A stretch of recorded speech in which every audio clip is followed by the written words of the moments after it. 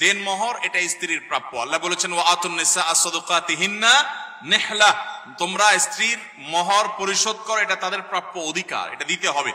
যদি কেউ স্ত্রীর মোহর নগদ না দেয়, বাকিতে রাখে যে পরে দেব, বিয়ে হয়ে যাবে কিন্তু দিতে হবে, এটা সঠিক না।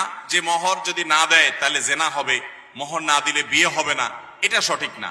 তবে হ্যাঁ, এটা ঠিক যে মোহর যদি না দেয়, অনেক মানুষ আছে বিয়ে হয়ে গেছে 20, 30, 40 বছর বয়স হয়ে গেছে, এখনো বইয়ের মোহর দেয় নাই, আছে না নাই? খুব লজ্জার কথা, খুব লজ্জার কথা। আমাদের মহিলারা তাদের অধিকার সম্পর্কে, শরীয়ত ইসলাম তাদেরকে কত অধিকার দিয়েছে তারা জানে না। তারা যদি জানতো আমাদের নাকে বর্ষি লাগায় ঝুলাইতো। স্ত্রীর মোহর আপনি পরিশোধ করেন নাই, এটা তার পাওনা কি পাওনা না? আপনি তার কাছে দেনাদার। অতএব কথা নিচের দিকে তাকায় বলবেন, উপর দিকে না, কারণ আপনি তার কাছে কি দেনাদার।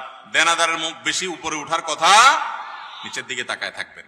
এবং আমি প্রায় বলি, দরখাস্ত লিখবেন বইয়ের কাছে, যদি মনে হয় যে এত টাকা মোহর ধরছে মুরব্বীরা, যে এই টাকা দেওয়ার ক্ষমতা আমার নাই, কামাই করি 20-30 হাজার টাকা, মোহর ধরছে 20 লাখ টাকা, কেমনে দেব?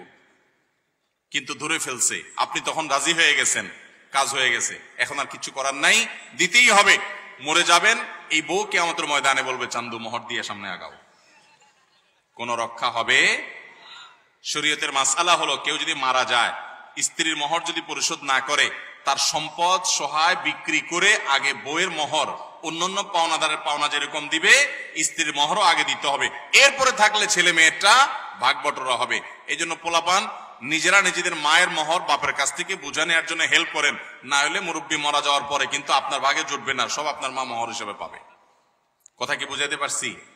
যদি বউয়ের মোহর দিতে কষ্ট হয়, অনেক ধরে ফেলছেন, মানকা চিপায় পড়ে গেছেন, তখন কিছু বুঝেন নাই, রাজি হয়ে গেছেন, মুখ দিয়ে রুমাল দিয়ে বসারে দিছে, 10 লাখ 20 লাখ ধরছে, হো হো করে রাজি হয়ে গেছেন, এখন তো ফাইসা গেছেন, দিতে হবে, কি করবেন?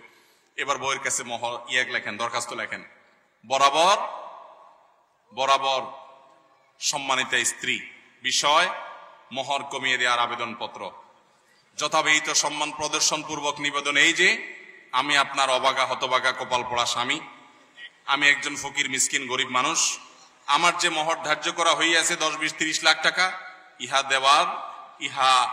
দেওয়ার ক্ষমতা, পরিশোধ করার ক্ষমতা আমার নাই।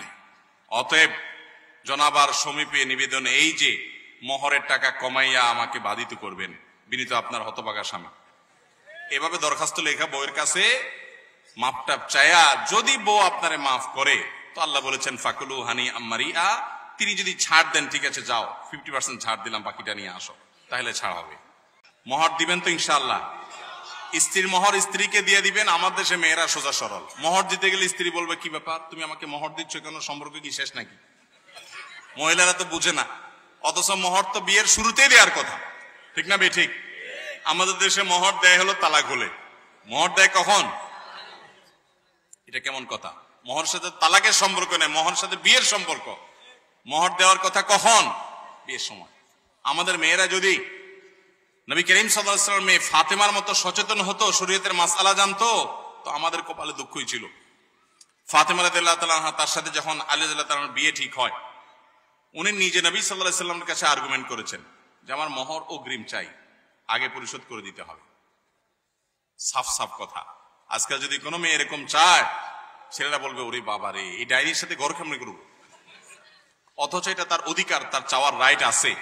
আমাদের দেশে যত জমি জমা আছে, যারা দলিল ঘাটাঘাটি করেন, 100টা দলিল ঘাটাঘাটি করলে কয়টা দলিলে মেয়ে মালিকের নাম পাবেন জমিতে? তার মানে বোনদের ফুফুদের কোনো অধিকার দেশে দেওয়া হাতে গোনা কিছু মানুষ ছাড়া।